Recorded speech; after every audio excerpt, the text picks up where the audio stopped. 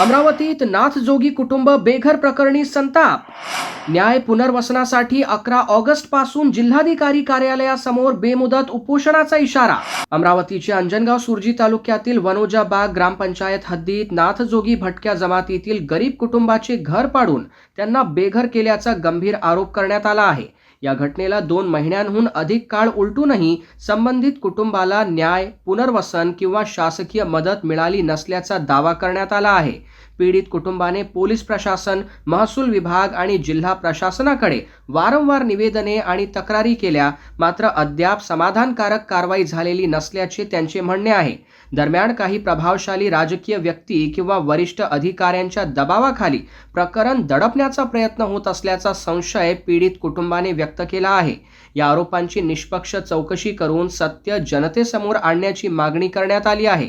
या प्रकरणामुळे नाथजोगी समाज आणि भटके विमुक्त समाजामध्ये संतापाची लाट निर्माण झाली असून प्रशासनाने तातडीने न्याय न दिल्यास व्यापक लोक आंदोलन छेडण्याचा इशारा देण्यात आला आहे। याच पार्श्वभूमीवर 11 ऑगस्ट पासून अमरावती जिल्हाधिकारी कार्यालयासमोर पीडित कुटुंबीय बेमुदत उपोषणाला बसणार असल्याचे जाहीर करण्यात आले आहे। दोषींवर कठोर कारवाई, निष्पक्ष चौकशी, कुटुंबाचे पुनर्वसन आणि आर्थिक मदत मिळावी अशी प्रमुख मागणी करण्यात आली आहे। न्याय मिळेपर्यंत लोकशाही मार्गाने लढा सुरूच ठेवणार असा निर्धार पीडित कुटुंबाने व्यक्त केला आहे। अंजनगाव सुर्जी तालुक्यातील ग्राम वनोजा बाग येथे नाथ समाजाच्या जाधव कुटुंबीयाचे काही समाजकंटकांनी घर जे आहे ते संपूर्णपणे जमीनदोस्त करून त्या घरातील सामानांची तोडफोड करून घर हे उद्ध्वस्त करण्यात आलेले आहे। या उद्ध्वस्त केलेल्या घराच्या ठिकाणी आम्ही सर्व युवनाथ संघटना व सर्व नाथ समाज बांधव येथे उपस्थित आहोत।